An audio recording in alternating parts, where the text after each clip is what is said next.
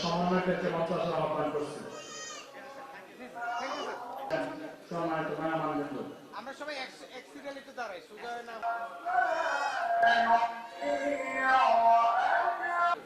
আপনাদের সকলকে নিয়ে আমাদের দুপুরে খাবার আয়োজন হয়েছে। সে পর্যন্ত আমাদের সাথে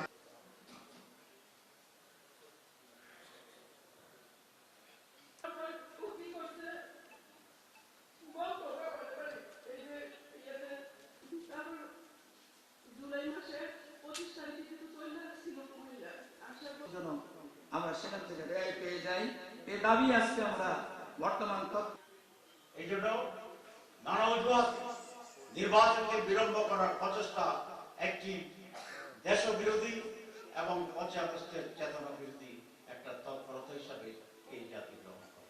তবে নির্বাচনকে সুষ্ঠু করার জন্য, গুণগত পরিবর্তন আনার জন্য কতিপয় সংস্কারের প্রয়োজন।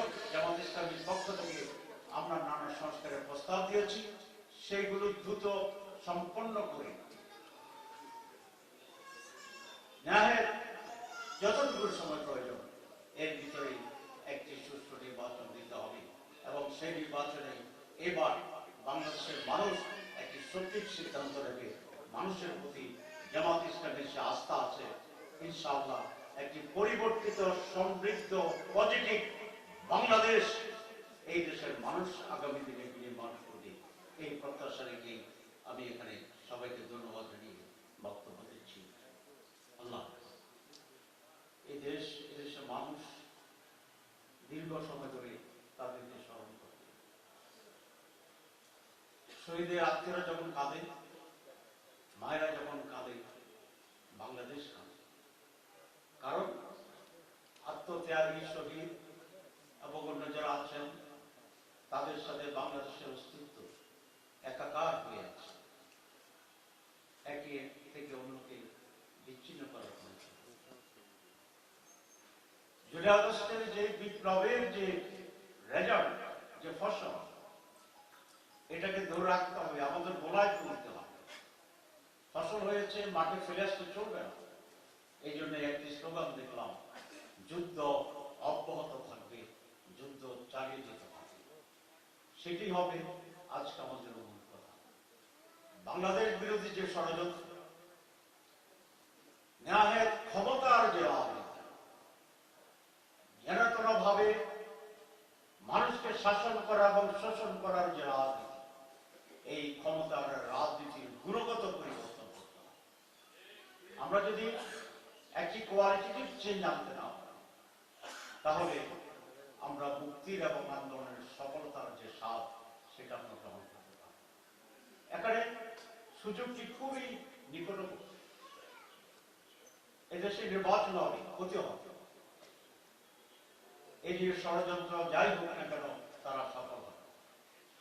সুতরাং আগামী নির্বাচন জনগণ ৫ই আগস্টের আন্দোলনে যেমনি ভাবে একাত্ম হয়ে গিয়েছিল, সেখানে নারী ছিল না, পুরুষ ছিল না, সেখানে শিশু ছিল না, বৃদ্ধ ছিল না, সেখানে জাহেল এবং আলেম বিভাজন ছিল না, সেখানে শ্রমিক আর বিশ্ববিদ্যালয়ের শিক্ষকের কোন ব্যবধান ছিল না।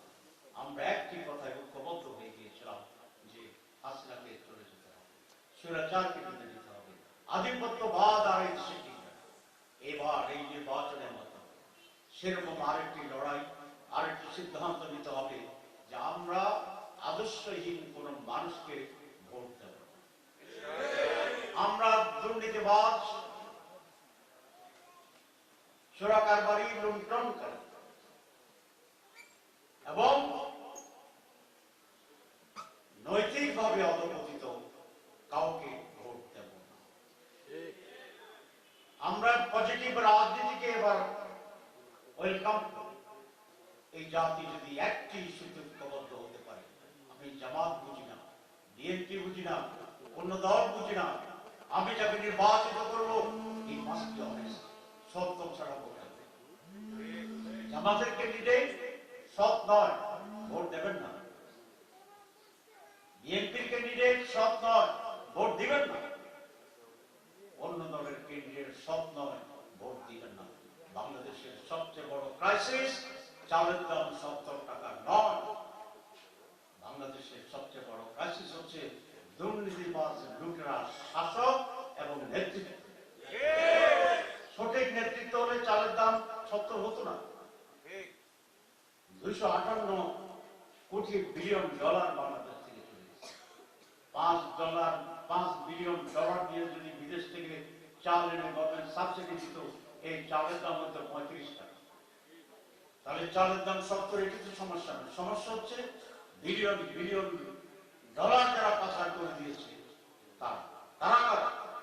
তারাই দেশের শাসক, তারাই এই দেশের ক্ষমতায় ছিল, তারাই কোন না কোন রাজনীতির প্রতিনিধিত্ব। সুতরাং সে অসৎ এবং পচা রাজনীতিকে খতম করে দেওয়াই হচ্ছে আগামী দিনের এই জনগণের দায়িত্ব এবং চ্যালেঞ্জ। আপনারা জানেন আজকের যে অনুষ্ঠানটি, এটি ঢাকা রয়েছে এদেশের জনগণের প্রত্যাশা।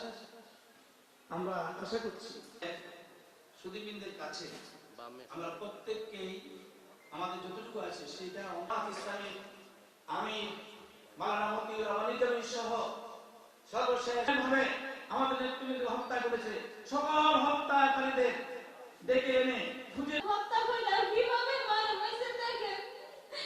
আমার হুজুরকে যখন গুলি করে জুলাই বিপ্লবের রক্তস্নাত অভ্যুত্থানের স্মারকের মরকর্মণ অনুষ্ঠানে আমাদের একটি সুন্দর দেশ, আমরা একটি কল্যাণমূলক রাষ্ট্র গঠন করতে চাই।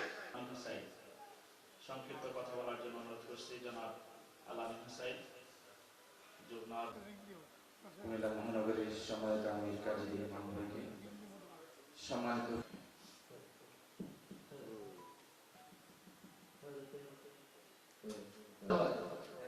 আমি শুধু এতটুকু বলতে চাই, আগামীতে কেউ যদি স্বৈরাচারী মনোভাব পোষণ করেন, কল্যাণ রাষ্ট্র, ন্যায় এবং ইনসাফের সাথে রাষ্ট্র প্রতিষ্ঠার আন্দোলন অব্যাহত থাকবে এবং সিমেন্টেড থাকতে হবে, ঐক্যবদ্ধ থাকতে হবে, সকলে মিলে ছাত্র জনতা